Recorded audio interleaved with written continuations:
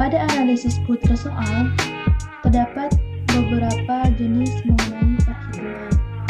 Yang pertama, ada menghitung tingkat kesukaran soal. Lalu yang kedua, menghitung daya pembeda. Dan yang ketiga, analisis pengecoh atau distraktor soal. Pada perhitungan kali ini, akan dimulai dengan menghitung tingkat kesukaran soal. Perhitungan tingkat kesukaran soal digunakan untuk mengetahui apakah soal tersebut tergolong ke dalam soal yang mudah atau soal yang sukar. Dalam kolom jumlah jawaban benar, hitungan menggunakan rumus count if. Lalu, blok hasil jawaban dan mengetik koma,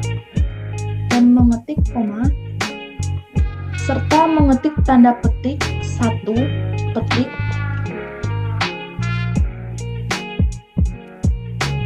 yang mana merupakan pilihan jawaban benar.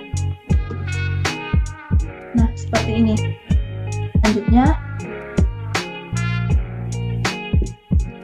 hasil rumus tadi ditarik ke kanan agar nomor selanjutnya memiliki hasil dengan rumus yang sama. Setelah diketahui hasil jawaban benar per soal, selanjutnya kita masuk ke dalam bagaimana cara menentukan tingkat kesukaran. Untuk menghitung tingkat kesukaran tiap butir soal, digunakan persamaan P sama dengan B per C, dengan P adalah indeks kesukaran, B adalah banyaknya siswa yang menjawab soal dengan benar, dan J adalah jumlah seluruh siswa peserta tes. Rumus tersebut kita masukkan ke dalam Excel.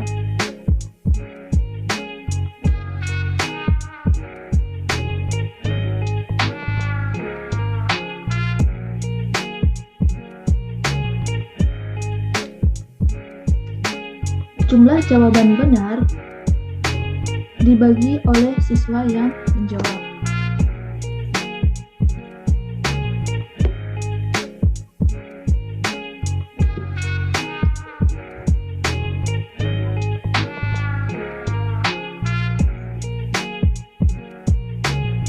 Setelah itu, kita sesuaikan klasifikasi tingkat kesukaran soal.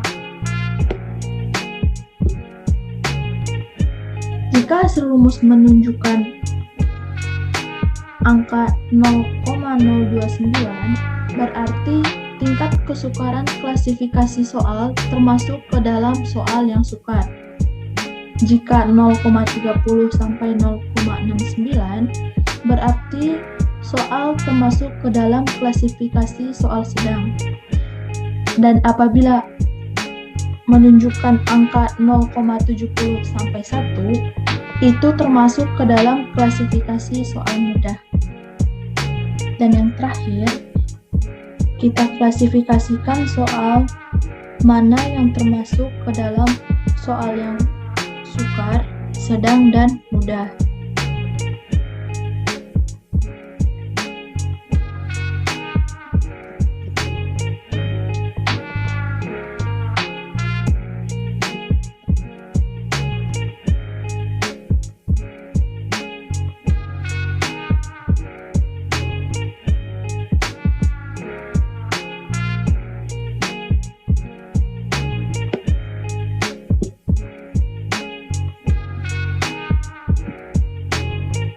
Perhitungan tingkat kesukaran soal telah selesai.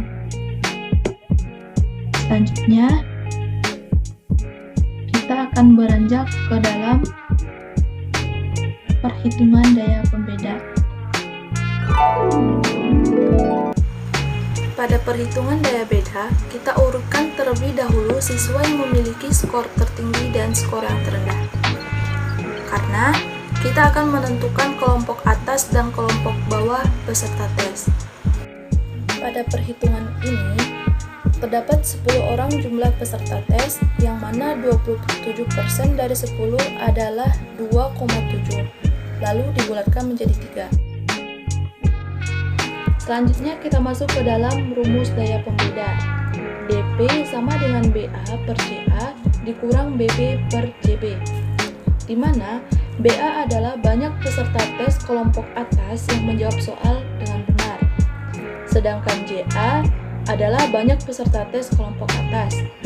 PB adalah banyak peserta tes kelompok bawah yang menjawab soal dengan benar, sedangkan JB adalah banyak peserta tes kelompok bawah. Sebelum masuk pada rumus, kita hitung terlebih dahulu BA, CA, BB, dan JB dengan menggunakan rumus countif. Setelah dihitung satu persatu, selanjutnya menghitung dengan menggunakan rumus daya pembeda.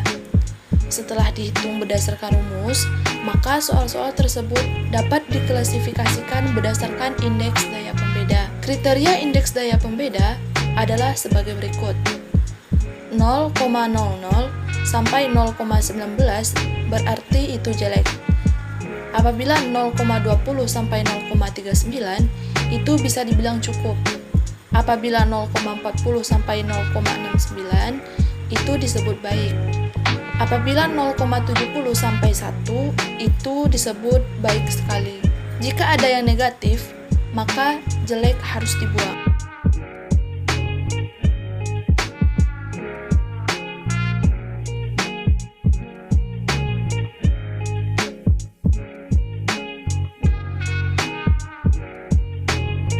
Selanjutnya, kita beralih kepada perhitungan distraktor. Pada perhitungan distraktor, sama seperti daya pembeda, dipisahkan terlebih dahulu kelompok atas dan bawah. Jadi, seperti perhitungan sebelumnya, saya menandai 3 kelompok atas dan 3 kelompok bawah. Perhitungan distraktor memiliki 2 tabel setiap satu soal. Setelah ditandai kelompok atas dan bawah, lalu dibuat tabel seperti ini yang berfungsi untuk menghitung jawaban dari A sampai E yang dipilih peserta kelompok atas dan bawah. Dalam pilihan ini, kunci jawaban ditandai seperti dalam perhitungan. Kunci jawaban nomor 1 adalah B, maka B ditandai. Selanjutnya, dihitung pilihan A sampai E dengan menggunakan rumus countif. Dan untuk pilihan jawaban 0 adalah pilihan peserta yang tidak menjawab.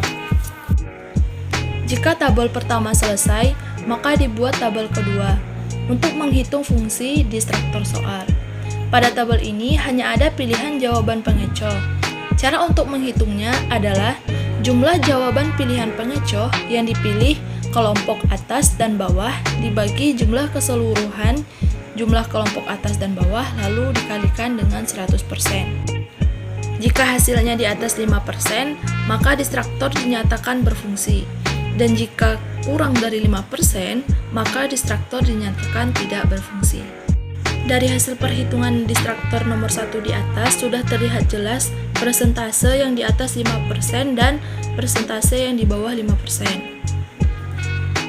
Demikianlah video perhitungan singkat mengenai analisis butir soal, mulai dari tingkat kesukaran, daya pembeda, dan fungsi distraktor soal.